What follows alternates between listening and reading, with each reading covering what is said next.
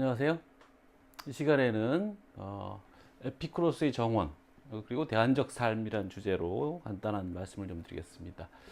에피쿠로스는 뭐 고대 그리스의 철학자고 그 고대 그리스가 고전기 시대에서 헬레니즘 시대로 넘어가는 그 중간 단계에서 활동했던 철학자죠. 쾌락주의 학파를 이끌었다고 알려져 있는 사람이고요. 그래서 그 에피쿠로스의 철학을 좀 간단하게 알아볼 텐데 그 중에서도 이제 우리가 정상적인 삶, 사회적 삶 이런 삶을 살지만 그 외에 다른 가능한 어떤 삶, 그 대안적 삶을 제시한 모델로서 에피쿠로스 얘기를 좀 간단하게 해보려고 합니다. 자, 에피쿠로스와 관련된 구절을 하나 좀 길게 인용했습니다. 유명한 철학자들의 생애와 사상이라고 하는 책의 10권, 10절부터 11절 사이에 있는 내용입니다. 여기 이제 이 구절에 그 에피쿠로스의 정원에 대한 이야기가 담겨 있어서, 그리고 에피쿠로스 학파가 이제 쾌락주의 학파로 되어 있습니다만 그에 대한 우리의 오해들이 있거든요. 그 오해도 불식시켜 줄 수 있는 구절이라서 일단 소개를 하면서 시작을 하겠습니다. 읽죠. 아폴로도로스도 말하고 있다시피 그의 친구들은 사방에서 그에게 몰려들어 그의 정원에서 그와 함께 살았다. 아폴로도로스는 그가 그 정원을 80문화에 구입했다는 말도 한다. 디오클레스는 개요 3권에서 그들이 매우 간소하고 검소한 생활을 했다고 말한다. 이 부분이죠. 그러니까 쾌락주의 학파라고 하면 굉장히 쾌락에 절어서 뭐 기름진 음식과 술과 향락을 즐겼을 거라고 생각합니다만 그렇지 않다는 얘기이고요. 아무튼 포도주 한 동이로 그들은 만족했으며 물이 음료의 전부였다고 그는 말한다. 그리고 그의 말에 따르면 에피쿠로스는 친구들의 것은 공동의 것이라는 피타고라스의 말대로 재산을 공동의 것으로 삼는 것은 적절하지 않다는 생각을 가지고 있었다고 한다. 왜냐하면 그런 일은 서로 신뢰하지 않는 자들이 하는 것인데 서로 신뢰하지 않는 자들이라면 친구들이 아니기 때문이라는 것이다. 이 말이 조금 뭐 애매하게 들릴 수 있겠습니다만 재산을 그렇게 공적으로 공공의 것으로 만들어 버리는 게 아니라 친구들끼리 그러니까 자기들 서로 뭐 친구들 위해서 얼마든지 쓸 수 있는 것이라는 사적으로 그렇게 굳이 공적인 어떤 행사를 또는 확인을 할 필요가 없다 뭐 이런 얘기겠죠. 에피쿠로스 자신도 편지들 속에서 물과 간소한 빵이면 족하다고 말한다. 그리고 사실 여기 물과 간소한 빵이라는 얘기를 한 이유는 그리스인들이 빵과 포도주를 같이 곁들여 먹었기 때문이에요. 빵이 좀 뻑뻑하고 건조하기 때문에 적셔 먹는 방식으로 포도주를 즐겨 먹었는데 뭐 우리식으로 하면 뭐 피자나 뭐 이런 거 먹으면서 콜라 먹는 것 같은 건데 콜라 안 먹고 뭐 물 먹었다 이런 얘기겠죠. 어, 그리고 나에게 치즈가 든 작은 단지를 보내주게. 내가 원할 때 진수성찬을 들 수 있게. 그 정도면 진수성찬이라는 소리일 테고 라고 그는 말한다. 쾌락이 인생의 목적이라고 주장을 편 사람이 실은 이런 사람이었다. 이 구절이 좀 인상적인 구절입니다. 그래서 에피쿠로스 학파는 쾌락주의 학파였기 때문에 로마나 이런 곳에 가서도 이런 식의 이제 오해를 많이 받았지만 실제로는 그렇지 않았다는 사실을 이제 우리가 좀 확인해 볼 수가 있죠. 몇 가지 좀 확인을 해 보겠습니다. 에피쿠로스 기원전 341년경에 태어나서 기원전 270년경에 이제 죽은 그런 철학자죠. 그러니까 이게 얼마쯤 되려나 40년 한 70 정도 됐죠. 에피쿠로스의 흉상이라고 알려져 있는 것이고요. 에피쿠로스는 그 제자들부터 큰 존경을 받았기 때문에 이건 아마 비교적 실제 모습에 가까울 겁니다.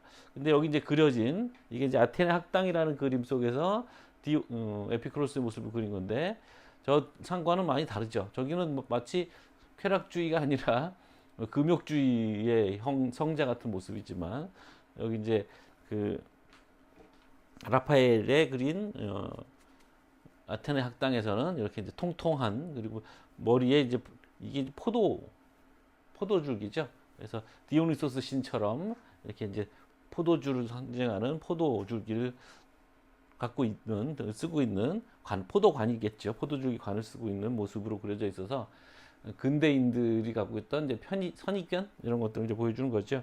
그래서 이게 바로 그 유명한 아테네 학당이고요. 워낙 이 학당에 이 아테네 학당 그림에 등장하는 인물들의 이름을 정확하게 전해주질 않아서 여러 가지 이제 설왕설래들이 있습니다만 뭐 대충 요 정도 파악이 된 거죠. 이거 플라톤과 아리스토텔도 워낙 유명한 것이고 여기 보면 아까 그 나왔던 어디 갔죠?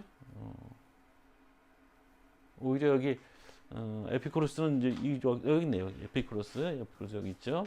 제논이라고 보고 있고 스토아 학파의 제논이고 소크라테스가 여기 있고 워낙 인상이 뭐 머리 벗겨지고 뭐 이런 걸로 유명하고 아리스토텔레스 옆에 있는 이 인물들은 페리파토스 아리스토텔레스의 그가 창립한 학회 소유 학파라고 하는 것이고 거지꼴을 하고 있는 사람은 디오게네스 뭐 이런 식의 이제 파악을 할 수 있죠. 헤라클리토스, 파르미데스, 그 다음에 거의 유일한 여성 철학자는 히파티아.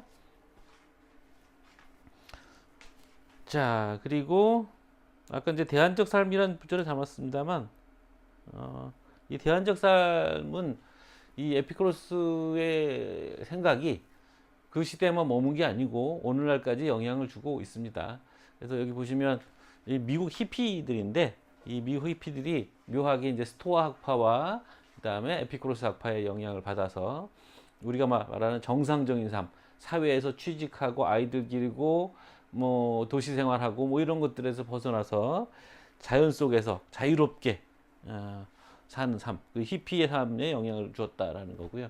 이거 뭐 재밌으라고 한 얘기입니다만 레자르댕 데피큐레 그러니까 에피쿠로스의 정원이라는 말이거든요. 그러니까 프랑스 파리에 있는 레스토랑입니다. 근데 이게 뭐라 그러나 웰빙식, 그러니까 유기농 뭐 이런 것들. 그러니까 에피쿠로스가 또 서양 사람들에게는 뭐랄까 그런 이제 전원적인 삶과 그런 이제 대안적인 삶으로 인식하고 있는 부분이 있다는 거고. 이건 뭐 정원이라고 해서 이게 이제 남지중해의 정원 모습을 하나 담아놓은 거고 에피쿠로스 호텔이란 겁니다. 전원 풍경 속에 담겨 있어서 우리가 이제 에피쿠로스의 어떤 자연 친화적인 상고. 근데 이제 에피쿠로스는 우리가 잘 알듯이 큰 정원을 하나 아테네 근교에 구해서 그 정원에서 그의 친구들과 같이 이제 기숙을 같이 하면서 공동 생활을 했다는 거죠.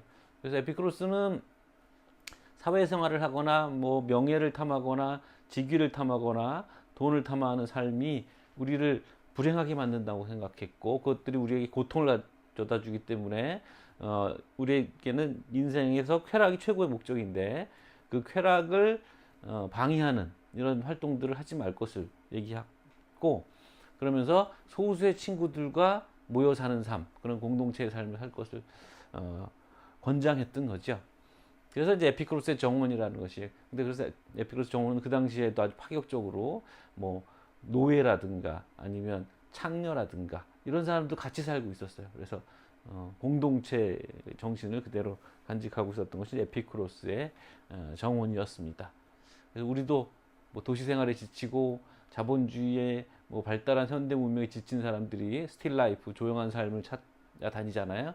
그래도 뭐 농촌 귀농도 하고 뭐 그런 것이 있는데 그래서 뭐 우리 삶의 다양성을 둘러볼 수 있는 그런 철학의 한 계기 그런 계기를 제공해주는 한 철학이 바로 에피쿠로스 철학이라고 할 수 있습니다. 오늘 간단하게 에피쿠로스의 정온 대안적 삶에 대해서 알아봤습니다. 수고하셨습니다.